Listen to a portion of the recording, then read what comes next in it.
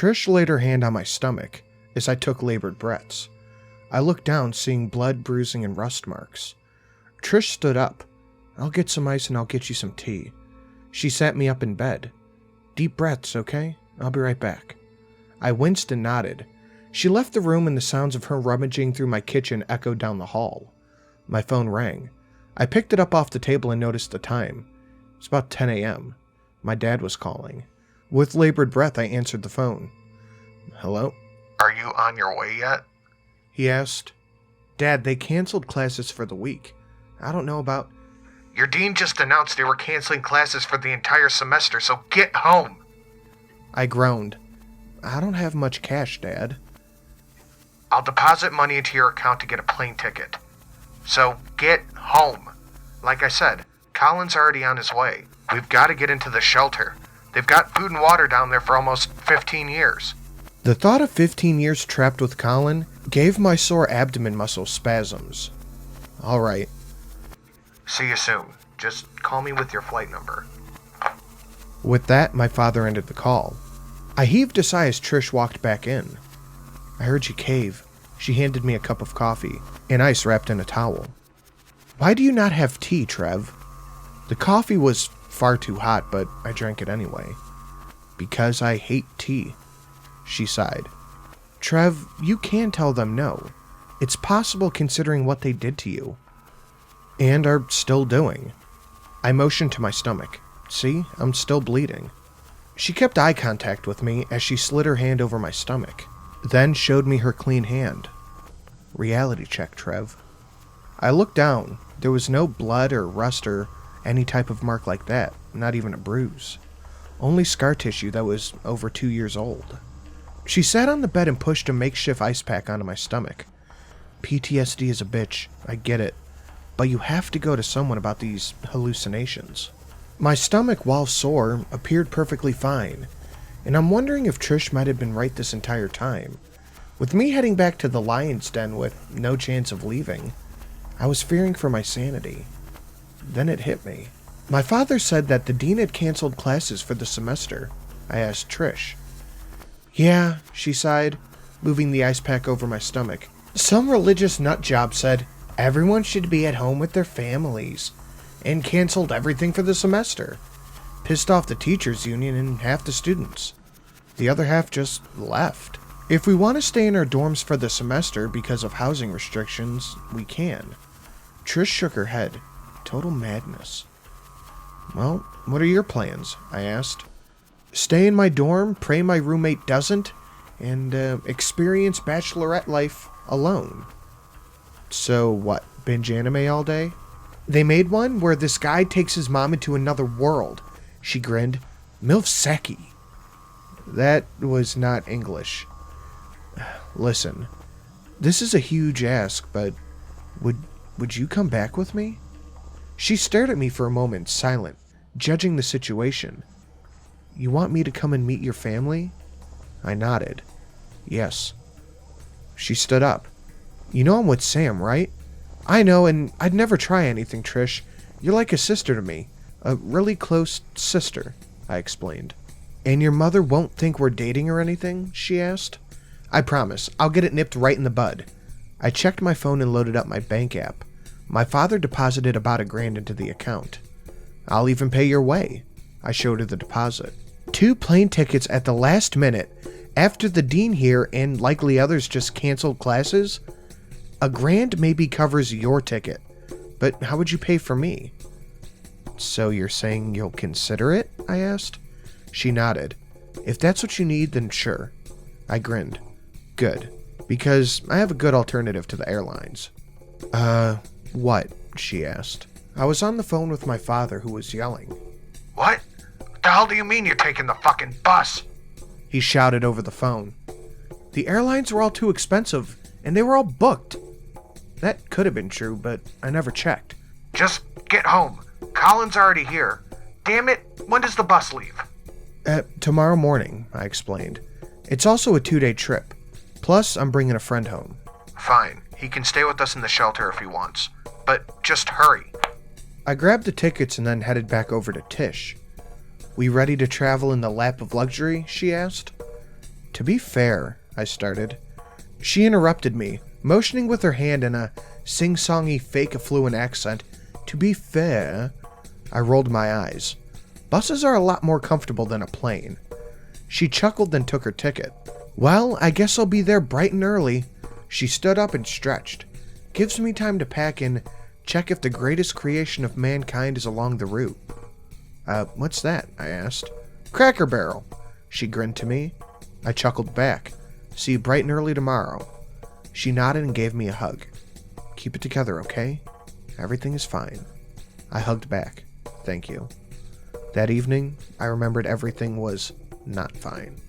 All my dreams as of late all revolved around the temple. My brother, my father, but this one was different. I was sitting in my dorm room lazing around, as usual, when these large white horns poked through the ceiling. A white light glowed from the thing. Massive white scaled wings spread across the back. Silver and gold armor covered its upper body. On its head was a huge helmet adorned with a golden cross, going from between the horns to the end of a long snout. On its side was a huge sword strapped to its belt, and its massive clawed feet were the only things exposed to a portion of the body other than the wings. Trevor. It spoke to me, its voice echoing through the room. Another cross adorned its chest, and with little thought, I knelt before it. Do not kneel before me. I am as you are, but a servant. A massive gauntlet reached down, offering to help me up. I took it as it pulled me to my feet in an instant. So, who are you? I asked. I am Saint Michael. He bowed to me. You have done a great service to God on this land, despite being a reluctant participant. Thanks, I responded, kind of baffled. I come to warn you. Your travel will be arduous. Forces unseen have seen your work, and they may wish to stop you from getting to the Guardian Temple. I nodded. I figured I didn't have a lot of fans down below. You will have a curious companion with you, Michael advised. In olden times, I'd have called her a harlot, but times are vastly different now. One does not curse a mother for the actions of her children once grown. Are you saying Trish is in danger? I frowned. Your companion has handled herself well so far without you. You needn't worry about her well-being. Concern yourself with protecting yourself. She will aid you in your travels. But be mindful of her words. She does not wish you to see your final destination. Why? I frowned. She's only looking out for me. She always has. Michael nodded. That is why she does not wish for you to arrive at the temple. She wishes only for your safety. She cares not what it costs. That does sound like Trish, I groaned. But she does make good points. What if I'm just, damaged? What if I'm nuts? Michael knelt before me. You have a choice, as all of your kind does. He reached up to the helmet, removing it. White scales adorned his head. Glowing golden orbs floated around his otherwise empty sockets. You can have faith in God, or you can believe otherwise. I don't have a choice, I frowned. Michael's very inhuman face had me on edge. His teeth most of all. Rows of razor-sharp lizard-like fangs adorned his mouth. His nostrils flared above them. If I don't go, Colin will force me. Can you maybe put that helmet back on? No offense, but you kind of freak me out. Michael turned his head to the side. A bright light shimmered around him. He now appeared with paper-white skin, golden eyes, and long blonde hair. Scales still adorned his wings, but otherwise he remained armored. My apologies. I didn't mean to disturb you. I often forget how the uninitiated humans don't know what a seraphim looks like. Okay, that's good. I cleared my throat. But as I said, if it's not Colin, then my father, or someone else will force me to go. I don't have a choice. I don't have free will. Michael looked at me, concerned. You can serve, and we wish you would. He stood up. But if your spirit is not willing, you cannot help our cause. We would prefer you do whatever it is that you desire. I wish I could explain that to Colin. Could you? Michael shook his head. I can only speak to innocence. Yeah, figures. I sighed. Have faith, young Trevor. I'm sure your tribulations will see you through to be a better man. He began to glow bright white. If not, then Godspeed to you. Whatever it is you choose to do. His voice seemed kinda desperate. But we do need all the help we can get. The sun in my eyes woke me up. Michael's words still echoing around my mind. I grunted as I rolled out of bed and checked my alarm. Oh good, I'm on time. I stretched as we got off the bus on our second transfer. It's our longest layover, for about 2 hours. And to top it off, it was about 10 p.m. at night. Hello, Kansas City. Trish hopped off the bus, smiling. Gotta say, it's kinda nice just sleeping for the entire trip. I groaned. My stomach is doing backflips. How do I get motion sick on a damn bus? She laughed and slapped my back. Shut up and deal with it. Alright, so, 2 hours. What do we do? Well, the Cracker Barrel is out, but my friend Lauren told me about a sick bar we can go to while we're here. She grinned to me. Okay, so where is it? Oh, about 22 minutes walking distance. She grinned. So let's go burn some calories. She started heading off, using her phone to guide her. What's the name of this place? I asked. The Brick. We got to the place with loud music. Trish dragged me into the bar. She shouted at the bartender. Is the kitchen still open? Please say yes, I could eat a camel. The bartender nodded at us. Yep, but you got about 40 minutes or so don't piss off the kitchen staff. He handed us menus. Sweet, also, can I get a Guinness? 1 Guinness coming right up. He turned to me. And you? I shrugged. A Bud Light is fine. She hissed at me. That's piss water. I sighed. Can I smoke in here? The bartender shook his head. Gotta head outside for that, pal. He served up our drinks. Trish laughed and said, You just had one on the walk over here. Yeah, well, I like to have a cigarette when I drink. I miss bars that let you. I don't, quipped the bartender, and he moved on to another customer. She took a big gulp of her beer and leaned against the bar, smiling at me. So, your brother, he'll meet us at the station, yeah? I nodded, drinking a beer. Yeah. Do I get to deck him? No. Do I get to watch you deck him? No. She hit my shoulder. If you're not going to be mad, then cheer up. Come on, this is a fun trip. I nodded, looking around. Yeah, it's not bad so far. She glanced at the menu. So I'm getting the burger named after the place. What about you? I looked down. My stomach is still unsettled from the trip.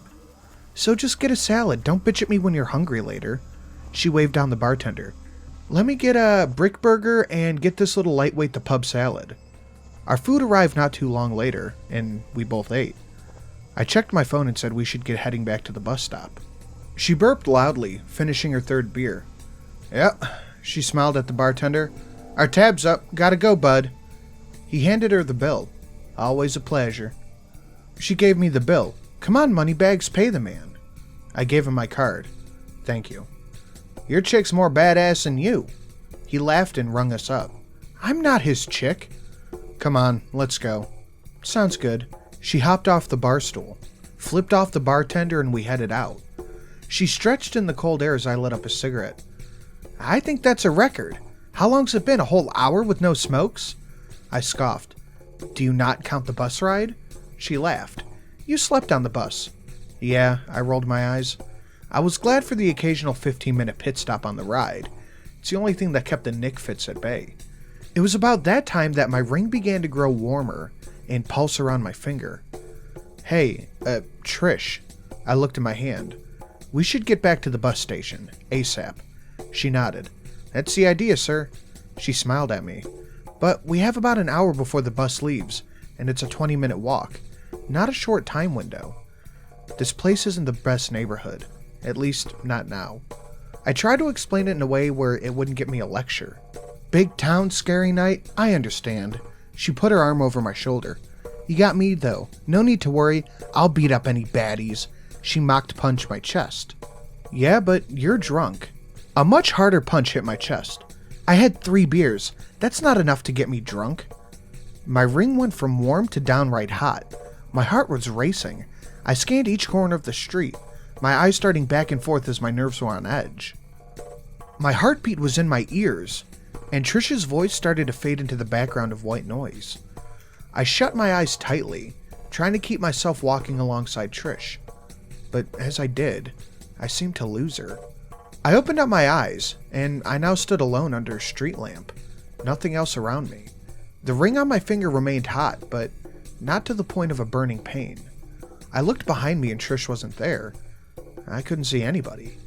Darkness was around me on all sides. Only a small circle of light provided by the streetlight was allowing me to see anything. I walked to the edge of the ring of light and placed my hand through the darkness. My hand stopped as it pressed against a black wall. "Hello?" I shouted. "Hey, Trish." I staggered backwards and bumped into another wall. I turned my face only to see more darkness. St. Michael? I started to get panicked.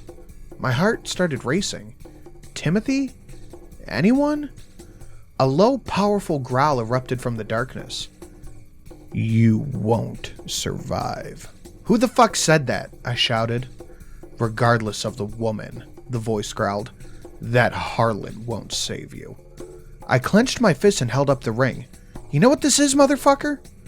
The darkness seemed to grow even blacker, and the light I was under started to shudder and shake. The ground trembled as a voice somewhere in the darkness roared. I grabbed my ears and fell to my knees. From the dark, a voice shouted in anger, "Mark these words, petulant boy! Do not think her protection can save you from me." I opened my eyes only to see a pair of green wisps floating in the darkness. "Give me your name, demon!" I screamed as I staggered against the far wall of the darkness. Another set of red wisps illuminated next to it, a second voice echoing, "We were jilted." A faint set of blue lights now, a whisper echoes through the dark, "We have been patient." Next was an orange, flame-like wisp, "We have hungered." "We covet," said a pair of dark blue wisps. Louder than the others, however, a familiar voice wheezed. A foul wind came from the darkness. "We have desired vengeance." A green pair roared. I fell to my knees as the ground started to shake. Above all the other wisps, a pair of violet ones appeared, brighter than all the others. As they appeared, the others seemed to drop low, as if they were kneeling before the brighter violet balls of smoke. "We are power." They all spoke in unison. "We are Legion." Though I heard the violet-colored voice more than any of the others. I held up my ring, which I could see was glowing a bright white. "Leave me the fuck alone!" A black shadow shot out from the darkness and wrapped around my other hand. I gasped in shock as I looked at my hand to see a black mark on it. "Your death is certain," the violet voice decreed. "It will be glorious," wheezed yellow wisps. That's when I remembered the voice. "But Belial," I whispered. Stepping out of the darkness was a lanky figure. The wisps were his irises, set inside eyes that were black as pitch. Belial had full long black hair, which ended at about shoulder length. His skin was pale, his nose regal. His wings were large and black, with rusted chainmail adorning them.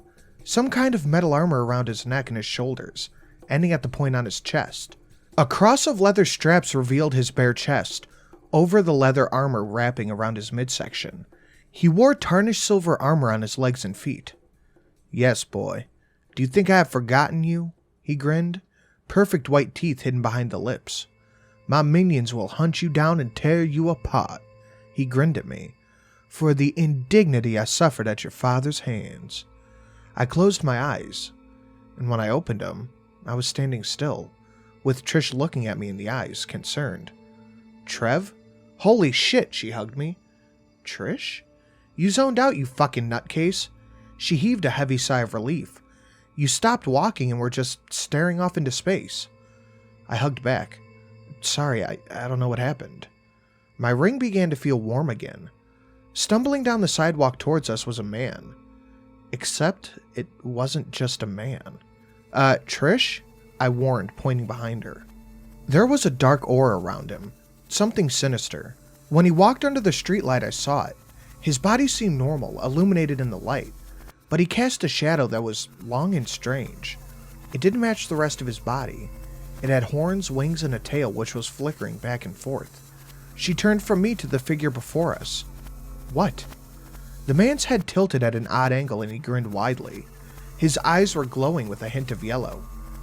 "My masters have marked you." I looked to my opposite hand, seeing a black spot on my palm. "Trish, we need to get..." Before I could say anything, she was advancing toward the guy. No fear in her, no worry. "Listen, bucko, Get out of our way or I'll kick your ass, okay? He grinned back. You will not faze me, harlot. My task is set before me. He pointed at me, grinning wide. This one must die. She stood in the light, still unfazed. Yeah, well, if you want him, you gotta go through me. I was ready to fight, but Michael's words echoed in my head. You needn't worry about her well-being. Still, fear gripped me. She didn't know what she was dealing with. I've seen possessed people before, but this guy was different. He might have been worse than someone possessed. He might have just succumbed to the demon inside. Now, I know he was nothing more than a puppet for whatever was inside of him. Despite this, however, despite my knowing what this guy almost certainly was, I let Trish stand there in front of him. She didn't flinch, but a deadly expression spread over her face. Move, bud, she threatened, before I go medieval on your ass. To my utter shock, the creature backed off and slinked away from her. I stood there dumbfounded, as she turned to me with a smile and said, "Let's get moving." I stood there in shock. The shadow of the guy was not human, and it was definitely demonic in nature. Or there was a demon in there. Why did it sulk off after seeing Trish? What the fuck? I said out loud. She tapped her wrist. We have to get moving. How's that for what the fuck? Come on. I followed, catching up to her. Explain. How did you get that thing to run away? Thing? She turned to me, almost indignant. What? That was a drunk guy and blabbing. Drunk? I shouted. He was possessed. Reality check. She stopped and grabbed my shoulder, turning my face to her. Trev, he was drunk. A drunk guy spouting nonsense on the street. She opened up the side of her jacket, revealing a shoulder-holstered pistol. He noticed I was packing heat, so he figured he didn't want to fuck with me, okay? I frowned. When did you get a gun? She scoffed back. We might live in Austin, the one liberal dot smack dab in the middle of Texas, but it is still Texas, Trev. With that, she turned around and faced forward. Now come on. No more demon and angel talk, okay? We've got a long-ass trip ahead of us. I took my seat next to her. She plopped down, plugging in a USB charger and turning on her Nintendo Switch. Mario Kart, she said, offering one of the joysticks to me. Okay. I took the controller.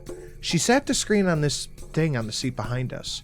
She managed to make a makeshift mount of some sort that held the Nintendo in place pretty well, using a small backpack and a plastic bag.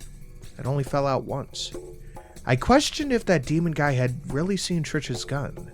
The more I thought about it, however, the less I believed that was the case. Trish didn't open up her jacket or anything like that. It could just be a drunk guy regardless, though, right? It is possible that she has some sort of unknown protection from someone, and I had wondered about that. So, Trish, I started, hoping to probe her about some aspects of her life. Why is Sam so trusting with you? Also, when can I meet the guy? She continued to focus on the game as the bus started to move. Sam works with his dad, owning a big company. To be honest, his father didn't approve of us in the least. He kinda disowned him for a little while. She chuckled. But from what I understand, he finally pulled that stick out of his ass. What changed his mind? I asked. He had another kid. I guess it softened up the old man. She chuckled. Blue shell, bitch! I nodded. Well, at least the old man is wising up. So when was the last time you saw him? To be honest, it's been a little while. Between school and his work and everything else, we haven't had time to catch up. She smiled. But it's fine. We can be in love despite the lack of contact. I returned the smile. I wish I could have something that pure. I figured I could just push my luck at this point. I gotta ask now, how can you trust him? She laughed. You always ask. Like it's impossible for a guy to be faithful. She gave me this sidelong glance. Would you have problems if you were away from your future girlfriend? Between all those cheater shows and everything else, could you blame me? Seems different. We have a history together. Well, we've got a few hours. You mind telling me about it? She reached for the switch and turned it off, giving me an exasperated face. I'll save the battery while we chat. Sorry. I handed her back the other controller. No problem. She put the switch away. So, Sam and I met in a small town, A real Bible Belt kind of place. She sighed. My dad had set me up with another guy, closer to my age. My first official boyfriend, Adam. Okay, so what was he like? I mean, Adam was a nice guy, don't get me wrong, but he was controlling and old-fashioned. All this woman's place and shit. I don't blame him per se. I blame his dad. He was very much a woman's place is beneath the husband kind of guy. That's antiquated, I replied. Yeah, antiquated ain't a word for it. It's wrong. It should have never been like that to begin with. But I digress. So, I left him. I told my father, who was pretty ticked off, and he tossed me out. That's when I met Sam. So, butterflies and sparks flying? Oh yeah, sparks? Definitely, she laughed. Sam was understanding. He was a shoulder to cry on, and a passionate as fuck lover. She smiled. This isn't too much detail for you, right? I shook my head. No, I'm an adult. I can take it. She smiled in return. Well, Sam and I hit it off from there. I pissed his father off. So, Dad kicked him out because I had a bad reputation in town as the town slut. Which really just translates to, I expressed my desire to enjoy sex with my partner. So me and Sam ran off together. She turned to me. That's about it. Sam and his father have made up, pretty recently from what I understand. Which is nice, I guess. What about you and your father? Her smile didn't fade, but she looked at the floor. I don't know. I haven't heard from him, but he hasn't sent me any insults or shunned me anywhere I would notice. In all honesty, I think he's just embarrassed about overreacting to the whole thing. But he has no clue on how to apologize. Isn't that a two-way street? I pointed out. Listen, you, she poked my shoulder. You're the one with the family problems here, not me. But that's a fair point. I should reach out to him at some point. He's likely more forgiving now. I'm sorry if I'm making you doubt Sam or anything.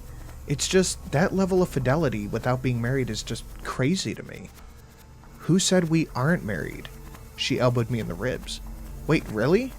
God, no. Not yet, anyway. We'd like to be closer in proximity to tie the knot. But that won't be the case for some time. When's the next time you're going to see him? I asked. She reached back into her bag and pulled out the switch. I don't know, and I don't really feel like discussing it, okay? She handed me the controller. Sorry. Don't be, she mumbled. It's not your problem, it's mine. Despite my questions, I still had no answers. But maybe I barked up the wrong tree. But Trish had clammed up, and I would have plenty of time to ask about it later. I took the controller and focused on the game. But as I did, she grabbed my hand, looking at my palm. What the fuck is this? She asked, showing me my palm. On it was what looked like a backward F, but with 2 dashes under the topmost dash. I frowned at it, as this was the mark I had gotten in my vision, with Belial in the Legion. I don't know. When did this happen? She looked at me. Did you kill someone? What? She shook her head. No, never mind. Let's focus on where you got a fucking tattoo, because that wasn't there at the bar. You noticed when it showed up? She glared back at me. I saw your hand when you paid the bartender. I would have noticed you having a tattoo. She rubbed at it with her finger, and then added a bit of spit, trying to rub it off. This is a legit tattoo. What the hell, Trev? I pulled my hand back and rubbed it. I'm not sure. She leaned back, concerned. Did you touch anything that could have burned you? I fixed my eyes on the mark on my hand. Then I looked back to her. Do you remember when I zoned out? She nodded. Yeah, it scared the shit out of me. I hallucinated that 5 demons were in the darkness, and they marked my hand. The demons marked your hand? Trish frowned. With what? I nodded. They told me that they marked me. After that, the guy who was, drunk showed up threatening us. She frowned and raised an eyebrow at me, and just handed me the controller. We'll see if it comes off with some hardcore detergent. There's no way that's real. I sighed. It was as if the second mention of anything to do with demons following me, she discounted the whole thing that I said. I resolved to just play video games until we got to Billings, Montana. As the bus pulled up to Billings, I spotted Colin's blue and white Ford from the window. He had gotten a cross painted on the hood of the car. I groaned as we saw him, rubbing my stomach. She leaned over to me. Is that him? Yeah, that's him. Colin had shaved his head bald and he was wearing a set of blue pants, shined up shoes, and a sweater with some crazy logo on it. He spotted me from the bus and waved at me through the window. I returned the favor weakly. That's a tacky paint job on an otherwise pretty nice Mustang. Trish grinned and waved, knocking the smile right off of Colin's face. I promise I won't kill him. She smiled as she looked at me. Now, I'm not really a car guy. That was always Colin's thing. But the car was a Ford. Was it a Mustang like Trish said? Was that or a Cobra? I couldn't tell the difference. They looked the same to me. I mean, it did have a Cobra on the grill. We headed off the bus and Colin smiled up to me. "What's up, kid?"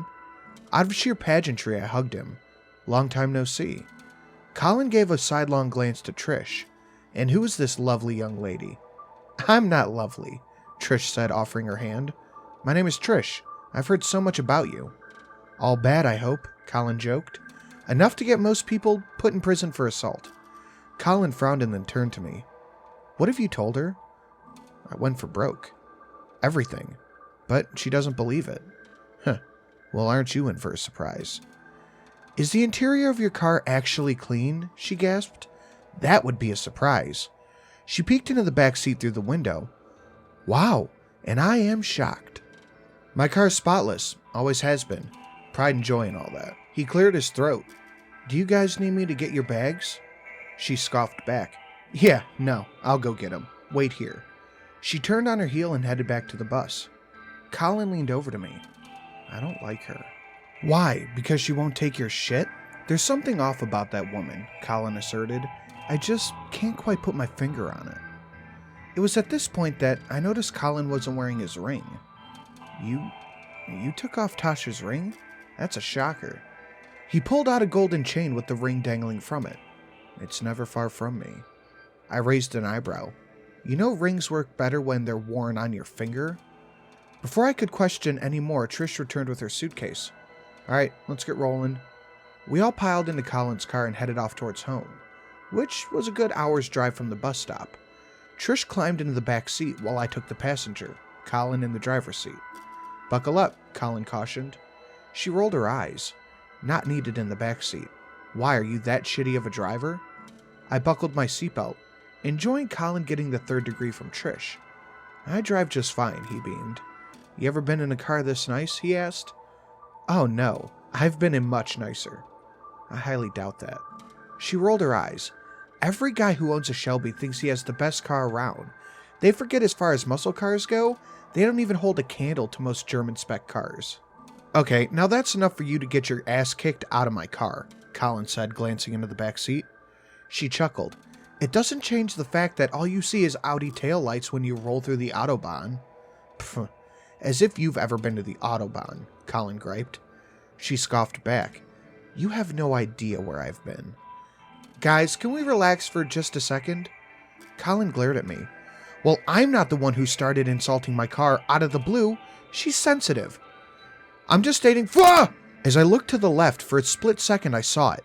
It was a pickup truck, barreling right at us. It smashed into the passenger side door, sending Trish across the back seat and out through the window. I couldn't see what happened next as the airbags blasted out and I got knocked around. The car kept spinning like crazy, and I felt us tip over at least once as we rolled off the road. From the smoke, the impact, and everything else, the only thing I had was white noise in my ears, and I'm certain that I had blacked out a little bit. Colin was shouting into my numb ears. Colin had pulled my door open and was now reaching to undo my seatbelt. I could barely grasp what he was shouting because my ears were ringing so bad. The ringing had died down enough for me to make out what he was saying. "Your girl's dead. Come on, get out. Come on." Colin dragged me out of the car and I staggered out in a daze, rubbing my head in confusion. We were off the road down in a ditch. I saw the front end of a huge Chevy truck that looked dinged but otherwise fine, having pushed us all the way over. "Where's Trish?" I asked. Colin shrugged his shoulders. "Dead, dude. She got thrown out of the fucking window. It would be a miracle if she survived." He began to march up towards the truck that hit us. "What the fuck, man? Are you trying to kill us?" Climbing out of the car was some guy that stood almost 6'6". He was a heavy-set guy, but something told me a good chunk of that heavy-set body was muscle. He had heavy breaths, and his nose was bloodied from his own airbag. "Yeah." he said simply. Colin's anger disappeared at the strange guy's assertion. My ring began to warm up. Colin, get away from that guy. The big guy started walking toward us both, grinning wider. The voices said if I killed you, I'd get stronger. He punched a fist into his open palm. I'ma kill you real good for the voices. I think that I found something worse than a possessed guy. My ring warmed up, but something told me it wouldn't cast out a demon. The guy was a servant. He was in league with the demon, but not possessed. I wondered if the insanity happened before or after. I wasn't sure. Colin ran back to the car and tried to open up the trunk. He turned to me. "Help me with this," he shouted. "I've got my Sig Sauer in there." "Your what?" I shouted. Colin tried to get the trunk open, but the crash had jammed it shut. "It's my fucking standard issue from the church," he glared at me. "It's got holy marking and blessed bullets." Before he could continue, the big guy charged us both, tackling us to the ground. I tried to punch the guy, but he didn't even flinch. I gasped as his huge hands wrapped around my throat, the other one grabbing Colin's. His grin was unnaturally wide, which was unnerving enough, other than this guy's giant ham fist squeezing the life out of me. Colin and I both kicked and struggled, but nothing seemed to move him. "I'm gonna strangle the life out of both of you, and then I'ma cook you and eat you," he laughed. "I can smell your fear." He leaned down to Colin. "It looks like good eating." An odd clicking noise caught my attention from behind us, followed by a second click. The brute looked up, just as confused. The next sound was a blast, but it wasn't like a gun, but more like a small cannon. Next thing we knew, the guy's forehead had a hole in the center, and his brain matter blasted out of the back of his head, spraying Colin and me. I groaned as the brute's body fell on me, but I turned towards where the shot originated. A fairly battered and dusty-looking Trish stood there holding a pistol. A pistol isn't the right word for it. She had a silver revolver. The barrel was huge. The barrel and cylinder were all chrome-plated, though the metal of the hammer and body were definitely darker. The barrel was smoking. There was sulfur in the air. She fell to one knee, groaning. Fucking firing pin is fucked. She opened up the revolver cylinder, dropped a few bullets, and an empty one fell into her hand. Colin pushed himself out from under the behemoth of a man, and then he helped me get to my feet. Good thing she was packing. "You said she was dead," I shouted, grunting as I got to my feet. "She sailed out of the fucking window," Colin argued. "As much," she winced, "as I can clarify the debate for you two," she said with a groan. "I'm not in the best shape." She sat down on the ground and reached into her jacket, reloading her pistol, flicking the cylinder closed. "And I need to get to a gunsmith. Fucking old Rag needs a tune-up." "Did you name your gun Rags?" Colin asked. "I didn't name it," Trish complained, as we helped her get to her feet. She looked disgusted at the corpse of the big guy who tried to kill us. "Is this a friend of yours?" Colin turned and screamed. "No!" He rushed over to his car. "My baby!" Trish's face fell. Did he just realize his car was totaled? I nodded. Well, we were caught up in the whole giant guy trying to murder us thing. He walked over to the guy's corpse and kicked it. "Damn you!" "Hey, genius," Trish called out. Colin glared at the two of us. "What? Do you think maybe we ought to call the cops? I mean, I did just shoot a guy and your car is totaled." Colin grumbled and walked over to the remains of his car. "Where are you going?" I asked. "To get my damn phone out of the car." "But I have..." He was already out of earshot by the time I pulled my phone out. Trish had crossed her arms and shook her head.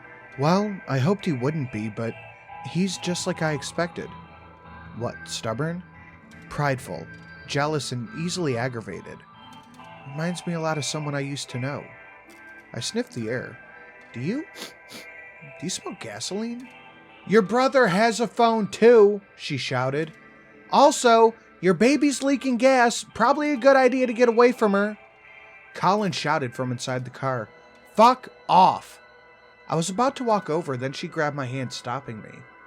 "There's no point in both of you risking your lives," she pointed out. Colin came back a few minutes later, phone in hand, calling the cops. He looked at me. "Better tell Mom and Dad we're okay. Just let me get the cops here." I pulled out my phone. "Or I'll call Mom and Dad." Colin glared at me, then began to talk to the cops. Trish turned to me and hugged me. I'm glad you're both okay. Both, huh? She placed her hands on my shoulders and looked me in the eyes.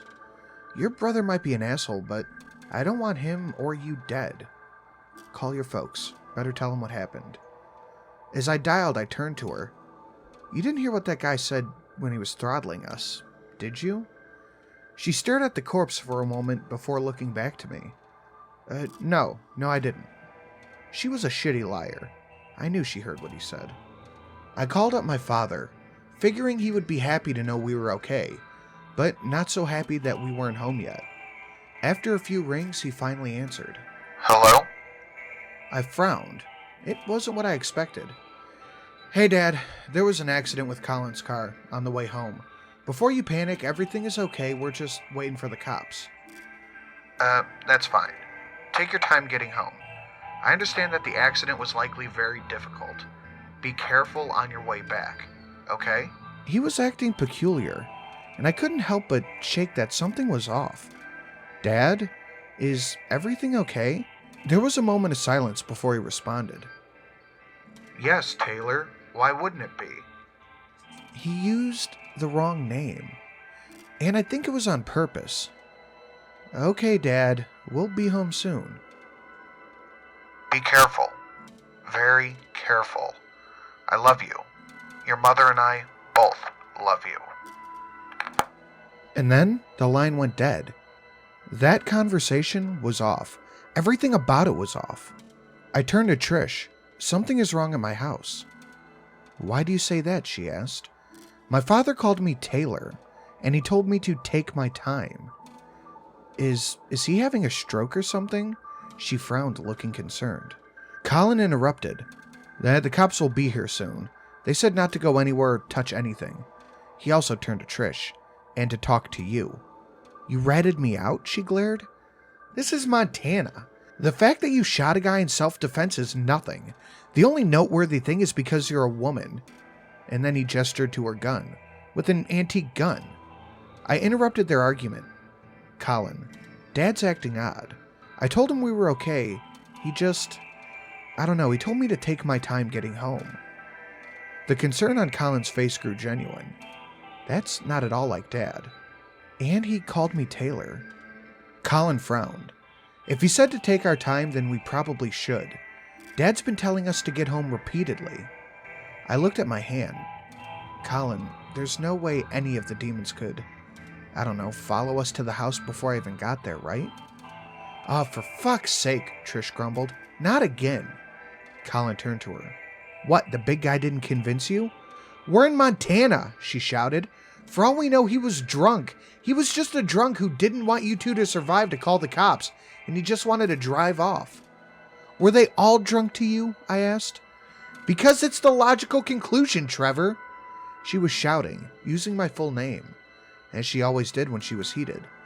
Why is it always demons with you most of the time? She trailed off. Most of the time, humans are worse than demons. Colin sighed. You're not wrong. Oh, shut up, Exhibit A, she glared at him. You're no fucking saint. Colin nodded. Yeah, I know. That's when the cop shouted from the side of the road. You three, step away from the body and I want to see hands. He pointed to Trish. And if you could drop that, that would be great. She frowned, opening up the cylinder and dumping all of the bullets into her hand in one motion, before flipping it over and holding it by the barrel. Could you just take it, officer? She's gotten enough dirt on her for one day. We approached the cop and he did the same, meeting us about halfway. He took the gun in his hand. I wish more folk would explain themselves when they have a firearm with an officer as well as you did, young lady. He took the gun and whistled, then glanced at the dead body. Well, young lady, I wouldn't want dirt in this beauty either. As the officer looked over the gun, I saw something carved into the side of the pistol. D-U-S-M. J.G. Owens. Ragal. It was early afternoon by the time the police were done with us. The most amusing sight I ever saw was one of the EMTs trying to toss a blanket on Trisha's shoulders. I'm fine, she'd shout. Colin turned to me and sighed. Listen, Mom and Dad aren't picking up anymore. He had a look of concern on his face. Something is definitely wrong. I agree. So what do we do? Dad said take our time, so for now, I called our neighbor. Trish walked back over to us. They don't want me to leave the state for 2 fucking weeks, she fumed. Great, my gun got busted up, and I'm stuck in Big Sky country for the next 2 weeks. She turned to me. Sorry, Trev. I kinda only planned to be here for a weekend. I hope I can borrow some clothes at some point. Yeah, we'll figure it out, I'm sure. Colin waved at the old white Ford rolling over to us. In the meantime, we have a ride. I frowned. That's Billy, isn't it? Billy's a cool dude, Colin smiled. I can barely understand him. Billy was a good guy, he really was, but he spoke like the real-life version of Boomhauer from King of the Hill. Or at least he spoke as fast as Boomhauer. The man, short a few teeth with a full white beard and a huge smile, popped his head out of the driver's side window. Well now, y'all survived quite a scuffle, huh? Come on, hop in, I'll get you back home. Thanks, Billy, Colin said and got into the car. Trish and I squeezed into the back of the cab. Billy looked at me. Y'all right back there? What? Billy did his best to slow down his words. It didn't help me out a lot, though. Y'all aight back there? We're fine, thanks, Billy. Well, alright. He laughed and then put the truck into gear. Trish sighed and looked her gun over. Poor Rags. What does that inscription mean on it? I asked. She groaned in response. It's from the original owner, I guess. A friend of mine passed it on to me when they couldn't use it anymore. She tried to spin the cylinder, but it clicked and ground to a halt. Fucking sand. Young lady, if you need that iron fixed up, Tanner down there is your man. No, not too far out of the way, Billy said. Colin nodded to placate him. Sure thing. She leaned up front. Are you sure he could fix an antique like my iron, though? Billy glanced at it and whistled. Whoo, boy, Tanner gonna go nuts when he see that iron, man. Well, then I very much need to see Tanner. She smiled, sitting back in her seat.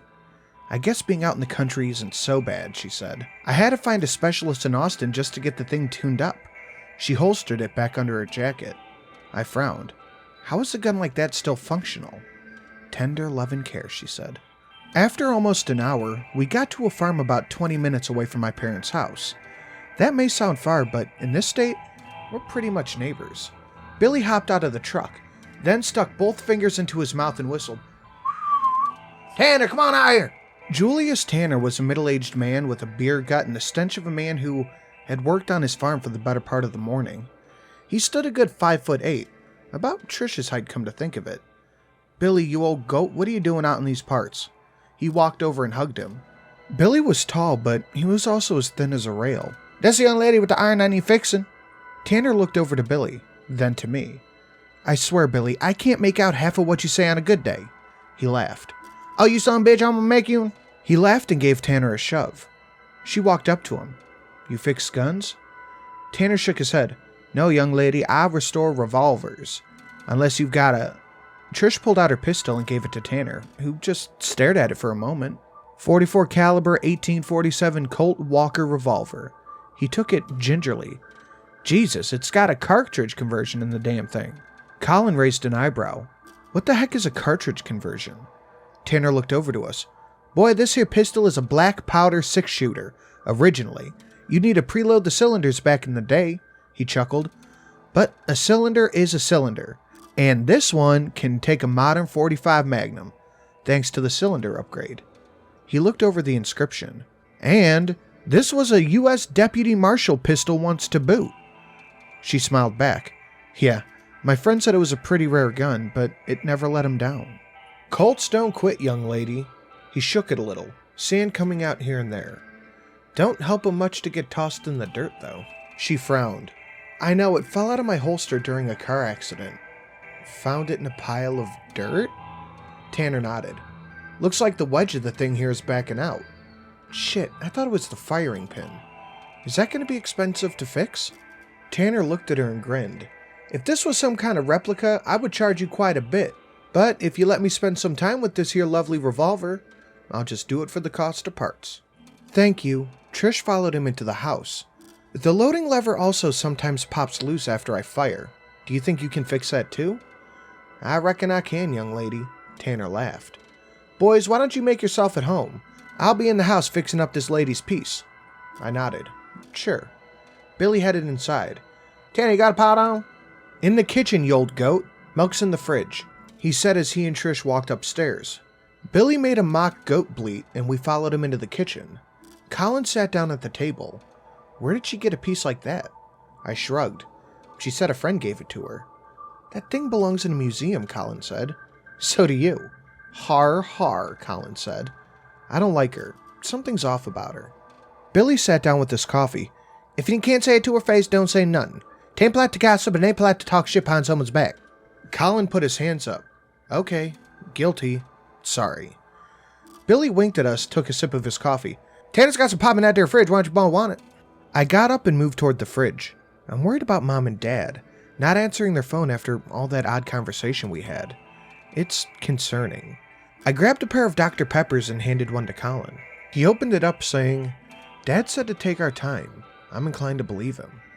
Billy nodded. Fred's a good man, a stand-up fella. I'm sure he's just fine. He took another sip and then looked at me. How's the schooling? I sighed. It's okay, just still trying to figure out where I'm going. Colin laughed. You know where you're going. Billy leaned forward and said, Don't spend too much time looking at that map, son. You'll lose control of where you end up. Yeah, that makes sense. I didn't understand a word he said. We shot the shit for almost an hour. Billy was regaling us with story after story. That's when my younger brother Jim, big man, oh, they called him Big Jim. He done clocked that bouncer. Not a soul not rest of this earth could swing like Big Jim. And then he scuffled with the oldest boy, too. Wronging at his shoulder, ended up on his paw. He leaned back. Pretend like father like son, huh? Colin and I gave our bemused nods and smiles, acting like we understood him. An abrupt scream came from outside, interrupting our talk. It was sudden, loud, and almost sounded like a woman being startled. In an instant, I was on my feet. My ring was warming up once again. Colin, what the fuck was that? I yelled. Colin got up on his feet, too. Billy laughed at the two of us. Tanner's goats got your goat, huh? He laughed, slapping his knee. Them goats make a racket. There was another horrid scream from outside. That one wiped a smile off Billy's face. Another one followed it. This one sounding more masculine, more horrified. We went to the window, and what I saw sent a good shiver down my spine. There were Tanner's goats, just as Billy had guessed. However, it was how they stood that unnerved me. Something got them to line up. All 18 of them were in 3 neat, orderly lines. Their eyes were wide, staring straight ahead. The only thing moving was their mouth. They were all screaming, at first one at a time, but the screams grew louder, more human-sounding, and I could make out more than just screams alone. Distorted, horrific cries of anguish were coming from the goats, cries of people. It sounded like people suffering, horribly. Billy put his coffee down on the table and walked toward the side door. Billy, don't, Colin shouted. He waved us off. Damn goats ain't nothing to fret over. He walked out the door. Go on now, shoot, get! In a single moment, every goat's head turned to Billy as he stepped out. Billy took a step back when all the goats turned to him, his cavalier attitude toward them vanishing. I ran to the door. Billy, get inside! He turned and ran for the door. Seemed like he wasn't going to make it. Colin and I grabbed him and pulled him into the house. A goat's head rammed the screen door so hard that the glass shattered inside at the base. The goat screamed in a tortured man's voice. It burns! Billy stumbled and pushed back against me. Go get the damn door! Colin rushed over to the main door and shut it tightly. As he did, more thuds of goats crashed against the door frame. Jesus, Mary, and Joseph, Billy shouted, getting to his feet. Hell gotten into Tanner's goats! Colin stumbled. Something unholy. He turned to me, pulling the ring out from under his shirt, still dangling from the chain. So what are we thinking? I'm thinking 18 fucking demons to exorcise, and about 16 too many for the two of us. I looked at Billy. Does this old man Tanner have any rifles or anything? He nodded, scoffing. I don't Tanners, you know? He got to the gun case with metal bars over it and fiddled with the lock. Damn, I'm gonna need dang on combo. Billy shouted, Tanner, what's the dang on call for these rifles? The thudding now grew more frequent. I noticed that the door hinges were weakening. Billy, we should get a move on. Billy struggled to get a shortened rifle out of the rack, but when the hinges buckled from the door, we ran further into the house. Tanner and Trish were on the stairs. Trish had her pistol. What's going on? She asked. I pointed from the stairs to the door as it gave way and the goats piled in the house. Tanner shouted, What the hell's gotten into them? Billy yelled back, Dang on goats gone plumb loco, man. Colin grumbled, They're possessed by something. Trish narrowed her eyes and aimed the gun down the steps. I've just about had it with you. She looked to be pointing at Colin at first, but changed it and fired next to him, dropping one of the goats that was halfway up the steps. Sorry about your goat, Mr. Tanner, she apologized, firing at the next one that ran up. But at least the action is smooth as silk. Tanner grumbled. Betty. Billy pushed his way past us and ran into one of the bedrooms. Come on in, Tanner's awning. He opened up the window and pushed the screen out. We ran towards the bedroom. Colin slammed the door shut, being the last one in. Trish looked to me. Ladies first. Ha ha. You go. You get out of here. She held up her pistol. I have a weapon. You don't. I felt my ring again. It was hot. She gave me an exasperated look. Startled goats don't equate to demons. There was a slam against the door as the hinges began to give way, followed by another one in rapid succession. With each strike, the screams grew louder and were no longer distorted. Why have you forsaken me? Forgive me. I don't deserve this. Save me. It hurts. Oh God, it hurts. The screams were all rising in a crescendo. Tanner grumbled, Fuck this. He jumped out the window down onto his awning. Colin followed suit, with me coming out next. I turned to see the door start to splinter. Trish fired a shot at the opening, knocking another goat down. Trish was backing up to the window. Mr. Tanner, what the hell did you feed your goats? She climbed down with me, and we both slid down the awning to the ground. Billy was climbing out of the window. Tanner shouted, Hurry, you old coot! Tanner complained, I ain't as young as I used to be. Something shattered inside the room, and Billy started to shout in panic. A goat launched Billy forward out the window, sending him landing hard on the awning, but even harder on the ground.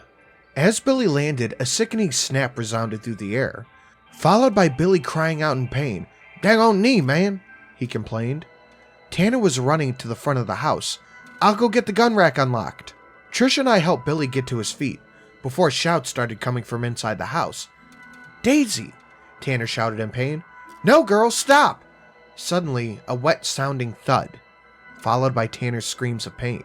We ran around to the front of the house just to see the goats had pinned Tanner down somewhere inside. From the window out front, we could only watch as cracks started to form in the glass, and the wood of the porch shuddered with each hit. Oh God, not like this, were Tanner's last words, as a final thud caused the window to gain a fresh new splattering of blood. Tanner's brutalized body fell to the ground from the doorway. One goat walked out of the house and stood on the porch, blood dripping from its horns. Colin turned to Billy. We gotta get to the truck. Julius, Billy whispered in mourning, as he pushed Trish and I away, handing me the keys. He turned to us. Get. Trish frowned. No, Billy, you can't. I said get, Billy shouted. Go on now, take my dang on truck and get. He staggered up to his feet, staring down the goat as he did so, when another one joined it. A third goat came out chewing on something, blood dripping out of its mouth. Colin was halfway to the truck by the time Trish and I had started following. She turned back once more, firing her gun 3 more times, following 2 of the goats out front. Go on now, Billy shouted, standing his ground between us and the unholy herd. I got in the truck and opened it up. Trish jumped into the passenger seat, as Colin jumped in the back. The truck's radio started to blare country music as I put the key in the ignition. As I started it up, I watched one of the crazed goats hit Billy's knee, causing him to hit the dirt. He barely got to his hands and knees before one hit him on the side. He turned over to us, blood dripping out of his mouth. He screamed, Get! Go! Save yourselves! Before a goat struck him right on the head, knocking him out. I knocked the truck into gear and sped towards home. Trish shouted out, Fuck! What was all that? Mad goat disease? Colin leaned forward. You've got to be fucking kidding me. What else could it be? She complained. Seriously, explain that shit. I could, but you won't like it, I said. Demons? Really? She frowned, reloading her pistol. Everything is demons with you. Speaking of, Colin began, who are you? She narrowed her eyes on Colin. Don't rope me into your twisted little fantasy. You just witnessed a herd of goats kill 2 men while screaming the cries of the damned, I shouted. What more could you possibly want? Trish shook her head and placed the gun in its holster. I don't know, okay? But a logical conclusion will present itself. Logical conclusion, Colin laughed. What's it gonna take to prove it to you? A heavenly choir descending from on high and explaining the shit to me, she growled. How's that? Enough, I shouted. Let's just get home, okay? We can figure everything else out later. Like how we just got Billy killed and Tanner. Mom and Dad are gonna love that. We could call the cops when we get to your folks' house, okay? She said, starting to calm down. No, we open the doors to the Guardian Temple, where it's safe, Colin advised. No, we shouldn't. Not right away, I added. You two are delusional. Trish heaved a sigh, turning to me. Please, I get this is insane, but don't let it drive you further into your fantasy world. She frowned, putting a hand on my shoulder. I don't want to lose you in there, Trev. What happened to Sam? Colin growled. I thought he was your squeeze. Lay off of her, Colin, I shouted. I'm still trying to figure out what the hell happened back there. Something is drawing these things to us, he said. I think I might have an idea why they're following me. I examined my hand, confirming that the mark was still there. But what about Mom and Dad? What's happening at home?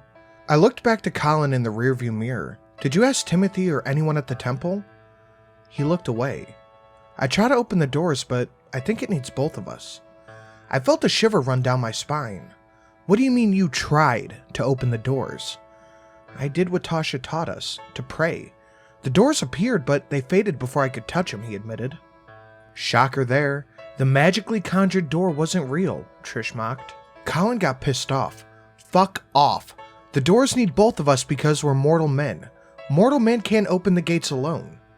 My fists were clenching the steering wheel in anger. Colin, how many times did you try? Why does it matter? He said. Colin, how many times did you try? He shrugged. I don't know, I lost count. I took a deep breath. So you're telling me that after everything that you know of, you kept trying to open the doors to a place where, the last time they were open, a demon lord came out of hell to find them? Trish scoffed. Talk about how not to summon a demon lord. Colin went silent for a moment. I didn't think they could, he trailed off. You might have just gotten Mom and Dad killed by flicking a fucking flashlight into the darkness and shouting, "Here I am." Both of you calm down. Trish tried to diffuse the anger. Colin punched my shoulder, causing me to swerve. Kane, stop hurting your brother, Trish shouted, staring at Colin. Colin furrowed. What? I said, don't hurt your brother. Brother shouldn't do that. What did you call me? Colin said, perplexed. Huh? Trish asked. I frowned. You called him Kane. She looked out the window and was silent for a moment, then said, if the shoe fits. Oh, fuck you, Colin barked. Was that a Bible joke? She was silent for the drive. Like I would ever hurt Trevor, he added. I looked over to see Trish glaring hard out the window. Hey, look, I stated as we saw our house in the distance. We're almost home. The sun was about to set at this point, and I saw the house lights on. There was someone moving around inside. Colin smiled. Do you think Dad just let his phone die again? I pulled the truck into the driveway. Considering the day we're having, I don't think so. Trish got out of the car without saying anything. Colin followed suit. We were all standing outside in the evening air. Trish cleared her throat. I'm sorry. Colin turned over to her. What? I'm sorry for making that comparison, okay? She looked at Colin, her face falling. But you need to go easier on your brother. He's your little brother. You're supposed to look out for him. Instead, well... I turned to face him now. You fucked me up, okay, Colin? I fucked you up? He glared at me. I kept you on the straight and narrow.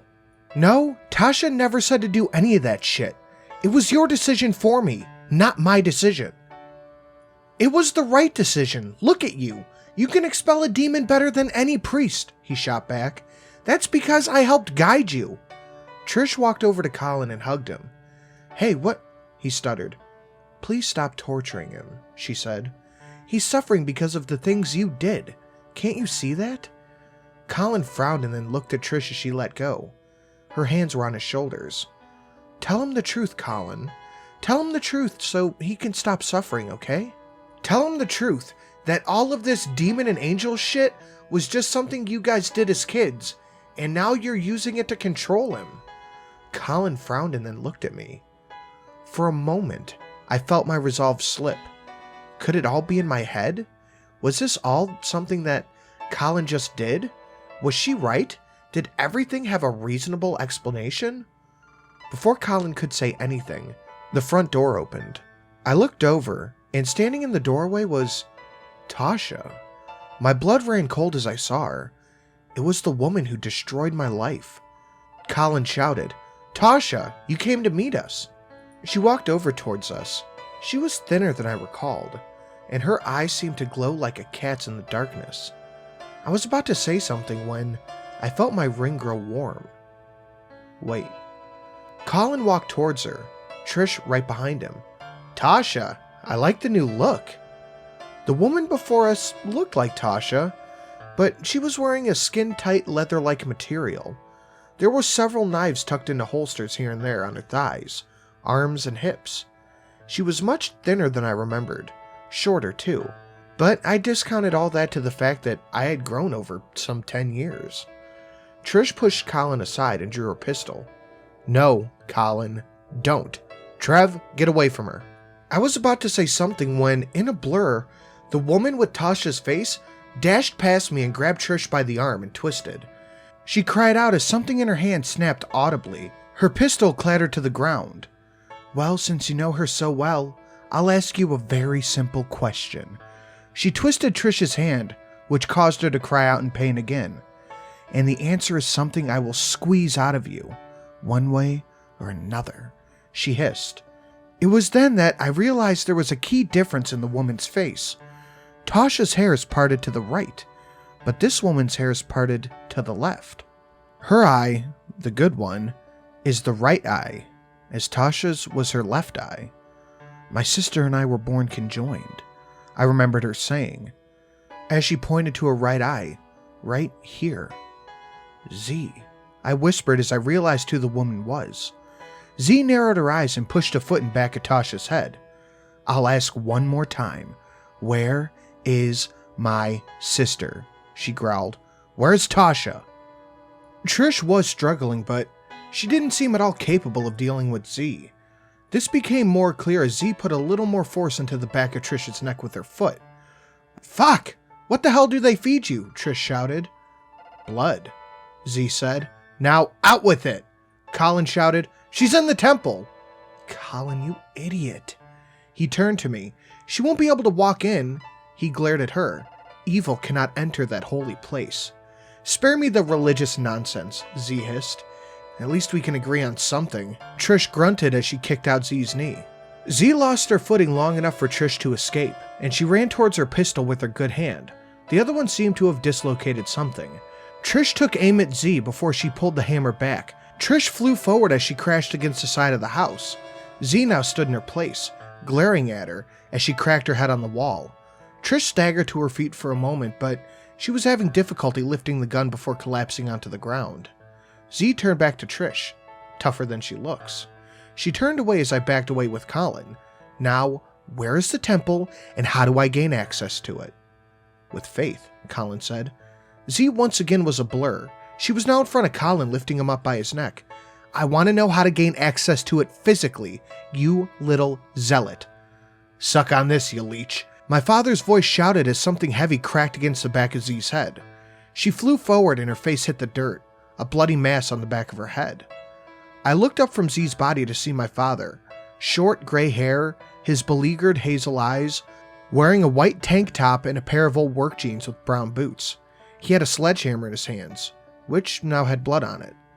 "That won't keep her down," my father said, hefting up the hammer onto his shoulder. "Tie her up, boys." I hugged my father out of pure instinct. "I was afraid you were dead." He laughed. "If Belial didn't kill me, this vampy bitch wasn't gonna do it." Colin was now trying to get Z's hands behind her back. "Colin, hog tie her. That bitch is fast. She might try to run away." My father turned back to the house. I glanced over to see my mother looking over Trish. Mom's hand had bandages and a splint on it, wrapped around her thumb. "She'll be okay. She'll have a hell of a headache, but she will be okay." My mom smiled when she saw me. "Trevor, oh thank goodness you're okay." She walked over and hugged me. "Barely," I sighed. I looked at her hand. "What happened?" She glared to Dad.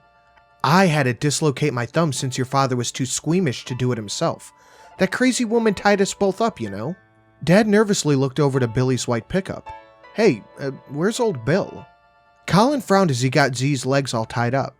"He's, no longer with us." What? My father shouted. A herd of possessed goats killed Billy. Tanner's goats, I explained. My father frowned. Goats? Goats can get possessed? My mother spoke up next. Fred, help me get her to bed, okay? She needs some rest. She knelt next to Trish. My mom looked at me. Who is this? That's my friend from college, Trish. I did my best to introduce the unconscious woman. My mom shot my father a look. I told you! My father shrugged. It was possible. It's all I was saying. What's possible? I asked. Your father thought you were gay, my mother chortled. My fist clenched up to the point where my nails dug into my palms. Colin's hands on my shoulders didn't help the matter either. Nah, Trevor's always been into girls, Mom. Though Trish is just only a friend. He shot me a commanding look. Or so he says. My father picked up Trish and headed to the backyard. With things as they are, we'll head into the shelter. He carried her toward the back where a large mound peeked out from the ground. My mother ran ahead as Colin dragged Z into the house. I turned over to Colin. What are you doing? Colin grunted as he pulled Z inside the door, shutting it. Keep her inside until we can ask St. Timothy what to do with her. I'm sure he'll be pleased that we knocked out and likely killed his half-sister, I pointed out. It's not the good one, Colin said as he walked ahead of me. He may reward us. Mom opened the door in the mound and we all headed down the long staircase, until we got into an equally large room. Dad, how much did you add to the shelter?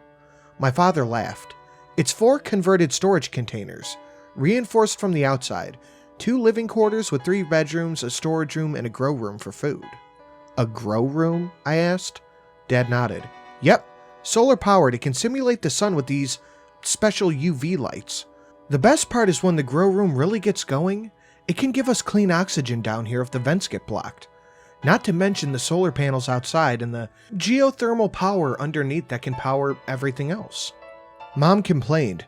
Pretty much no mortgage left. Your father went way too far with the money to do as he pleased. She crossed her arms in a huff. We could have moved to Cancun or bought a bigger house, but no. We had to make the world's greatest shelter. Dad laughed. Yep, he walked into another section of the large room, which had a kitchen, TV, and a couch, even a full dinner table. She can chill out on your bed for now, Trevor. My father shouted from the other section of the shelter. Colin nudged me in the ribs. Come on, man. You said they marked you. We have to go to the temple and get you unmarked, and put a stop to all this madness. I doubt that will make any difference, I frowned. Didn't make a difference to Billy or Tanner, and all they did was try to help us. Now look at them. My father looked on to the 2 of us. Listen, boys, I dealt with this over 10 years ago. I had hoped by the time it reared its ugly head again, I had died from old age. But this is serious. What if you get killed? These demons don't mess around. Please stay in the shelter with us. Colin shook his head. Dad, we can't just sit by and do nothing. I hate to agree with Colin, but he's right. I looked at my ring. Something has to be done. My mother hugged us both. Be safe. My father did the same. Lock the door on your way out. Colin and I headed to the backyard. I took the opportunity to light up a cigarette. I felt like it had been forever since I had one, and this stress was demanding that I smoke one at that moment. Really, man? Now? You better not light up one of those in the temple, Colin complained. With a deep inhale, I pulled my cigarette away from my mouth, the filter in my fist, when I turned to Colin, simulating a middle finger with a "fuck you." Colin stopped and knelt on the ground, turning to me. Put that thing out and pray with me. Together we should both be able to do this. I looked around at the empty yard, and deep down I thought the words Trish had always said, about it all being make-believe and all of it being in my head. Trevor, come on, he shouted. And then to my ring. You're wrong about what Tasha told us, just to clarify. He glared back at me. You need to have faith in what she taught us. She's a saint. We have to trust her teachings. She's not a saint, I glared ahead of me. You can't trust her or her words. I held my right hand out. The ring began to glow. You want to put your faith in something, Colin? Put it in God and let him do the rest. His face softened up a bit. That's how I cast out demons. I closed my eyes, imagining the door appearing. You put your faith in God and pray to him, no one else. I opened my eyes to see that my ring had returned to its normal iron color. The doors had appeared before me. I turned to Colin. I've been waiting for this for a long time. I got up and moved towards the doors. I can put everything that had been torturing me to bed. I threw what was left of my cigarette on the ground and crushed it underneath the ball of my foot. Colin got to his feet. And when we see Tasha, you can apologize for insulting her. He looked at me. Tasha's a saint. I know you trust God, but she is my pathway to God. He grinned. Besides, she's my sin to keep me grounded. I'm sorry. Your what? I asked, turning to Colin in shock, my hand on the door. My sin is lust for her. He turned to me. Every one of the Palatine Guard have a single sin. I lust after her because I can't have her. She's celibate. I shook my head and pressed my hand against the door. It was real. I was certain now. It was real. What I thought I was going to see was the same darkened halls and marble flooring. But what we did see nearly blinded us both. It was the same room, but illuminated in a bright white light coming down high from the ceiling, filled to the brim with light that I didn't remember. Before us stood two statues of angels, one of Saint Dina, Timothy's grandmother, just as I remembered, the other of an angel with its face covered by a cowl. In the brightened room, the face of the second angel was still hidden. I looked around in awe of the differences and the familiarity. Holy shit, it's real, I said as we walked in. It's real. It's not a dream that I had. Colin chuckled. I told you, brother, don't lose faith. I grumbled under my breath. I didn't lose faith in God. I lost faith in myself, thanks to you. A shiver ran down my spine as Tasha's voice shouted happily. You boys came back, she said, laughing as she ran towards us.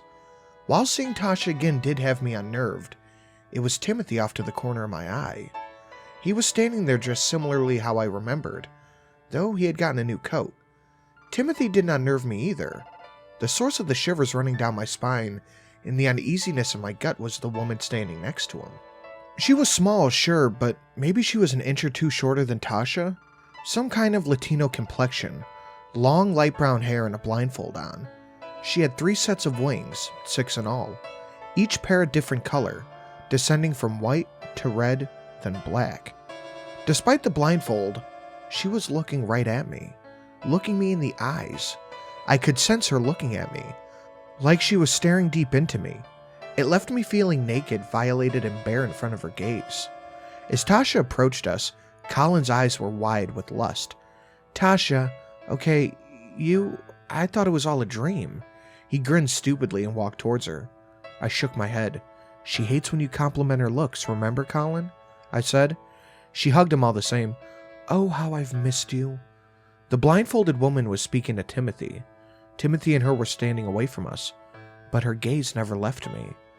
Colin hugged Tasha back, grinning wide and looking her over. Tasha's smile faded a bit, then she turned away from Colin to me.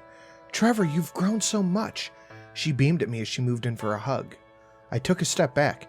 Yeah, that happens over time. Her face fell away. Trevor, are you okay? No, I said plainly as I shut the door behind me. No, I'm not. What's wrong? She said with concern. The boy bears the mark of Cain, drawing demons towards him, the blindfolded woman said. She walked toward us when Tasha was distracting me, startling me with her sudden announcement. The mark of what? The mark of what? Colin said.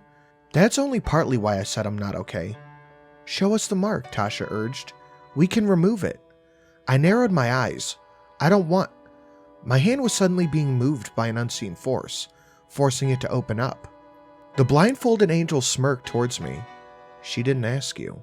I shouted, let go, as I struggled against the unseen force. Sophia, enough, Timothy shouted, placing his hand on the shoulder of the blindfolded woman. Stop it. Let him explain. He looked troubled. Sophia smiled at me. As you wish, my love. My hand was free, and I felt my wrist, looking to Tasha and Timothy, keeping my distance from Sophia. Timothy cleared his throat. Trevor, Colin, I'm glad you're both here. He smiled at us. Let me introduce you to my fiancée, Sophia Vasquez. Sophia nodded at us. I apologize if I was forward to you. She pointed to my hand.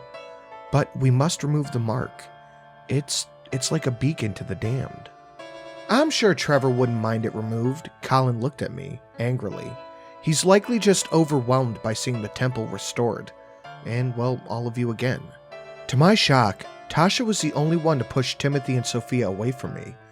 Why don't you two go prepare a room for each one of the boys, and I'll get them settled. We're crowding them. Timothy nodded. That's probably for the best. Sophia, can you show me how to do that? Sophia smiled lovingly to Timothy.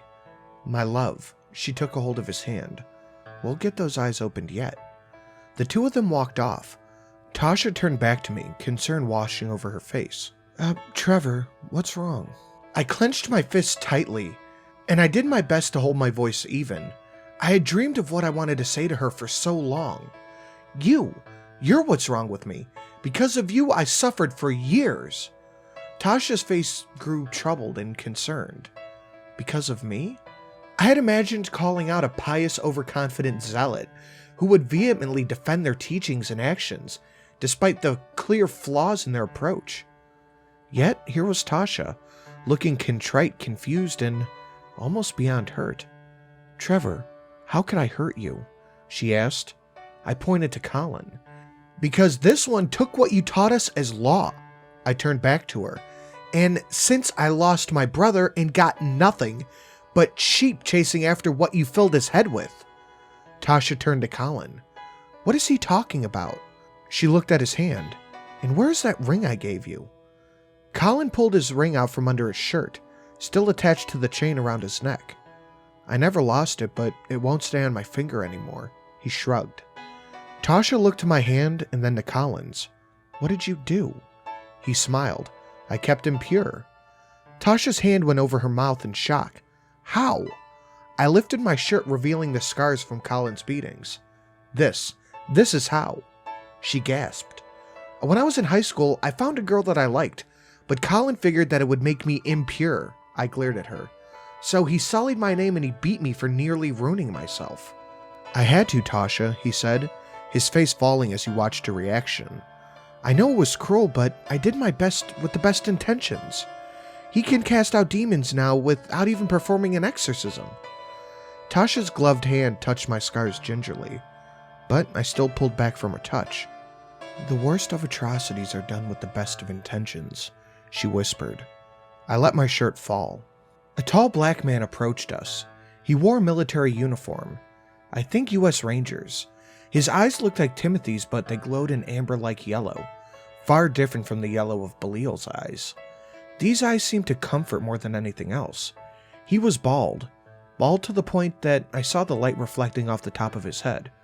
Tasha, you alright? She turned to him and then hugged him tight. Oh, Damon. No, not really.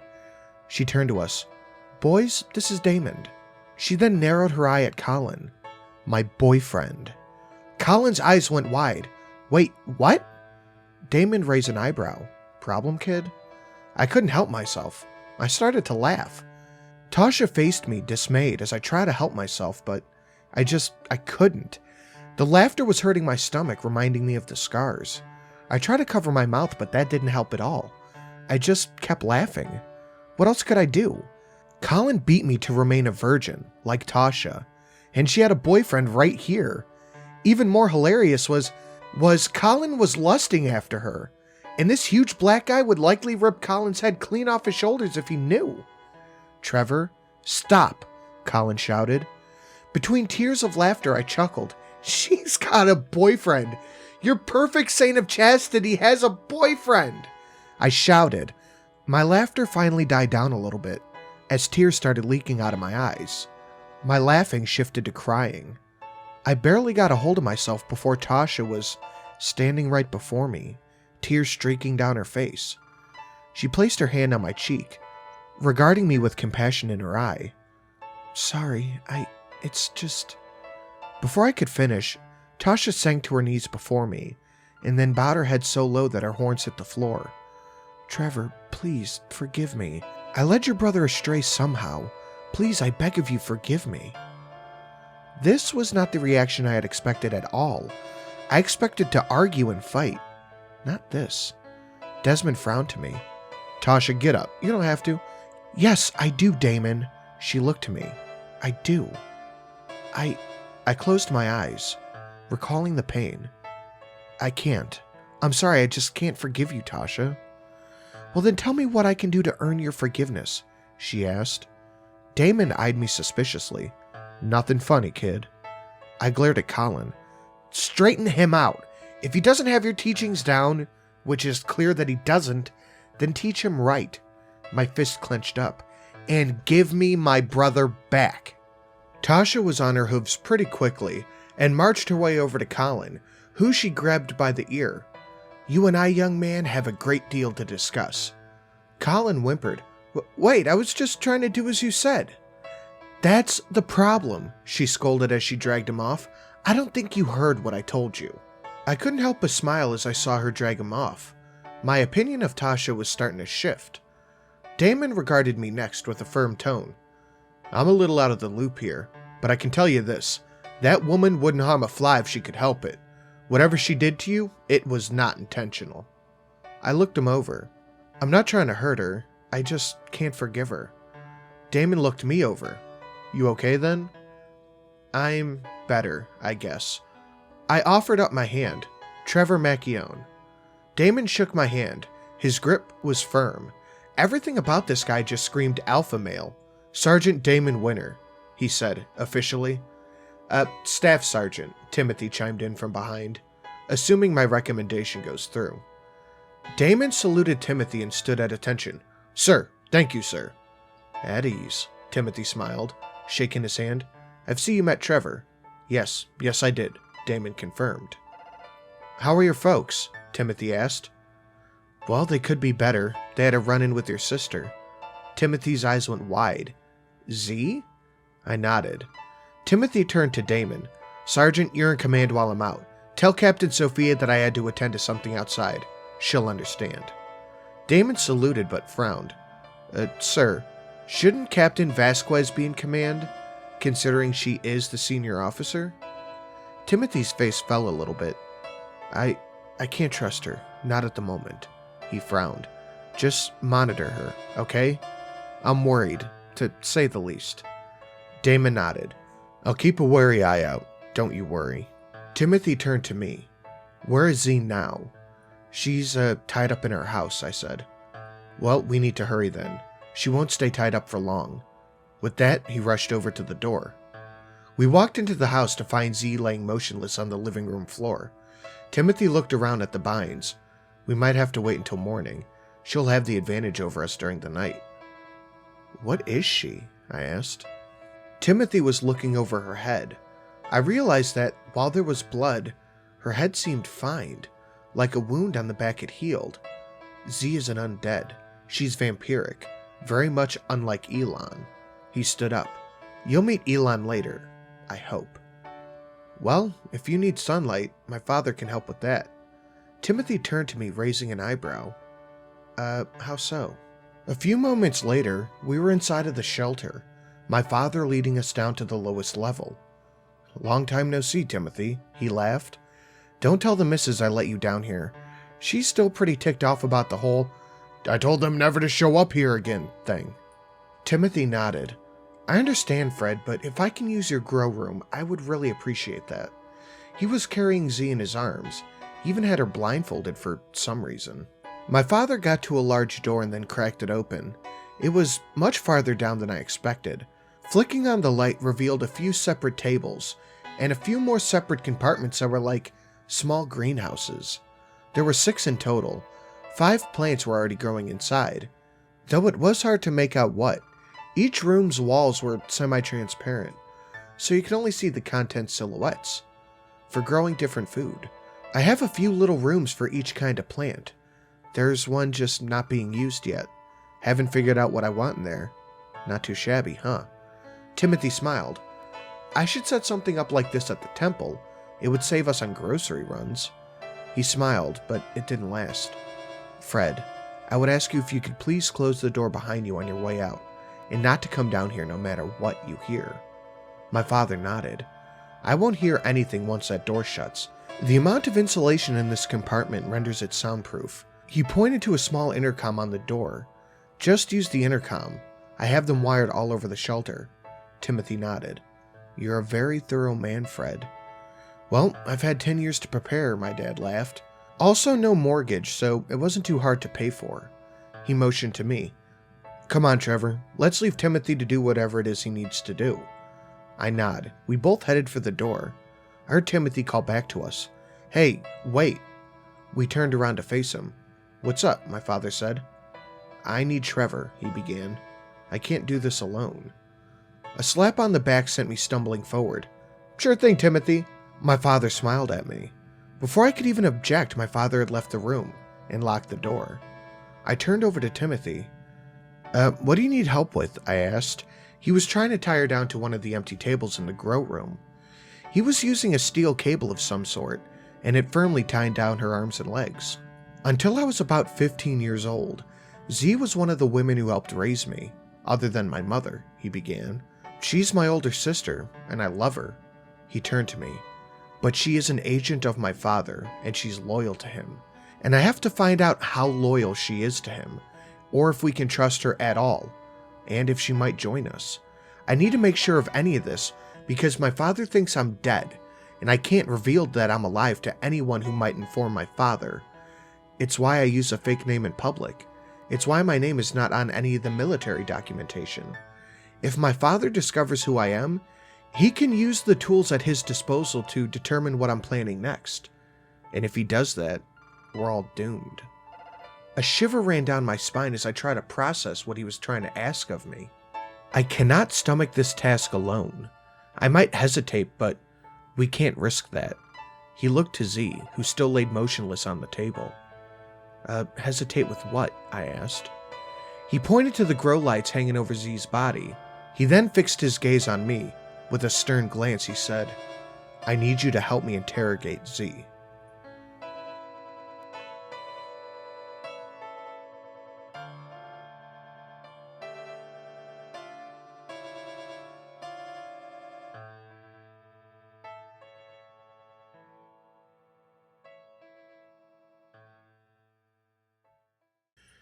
Guys, I hope you enjoyed part 2 of this.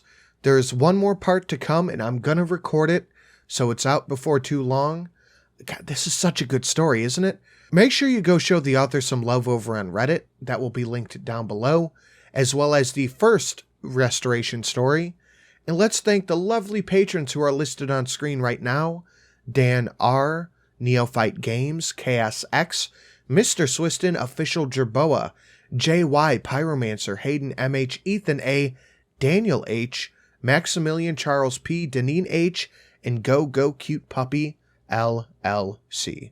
Guys, thank you so much, and I really do mean it when I say you really are keeping this channel alive. Thank you.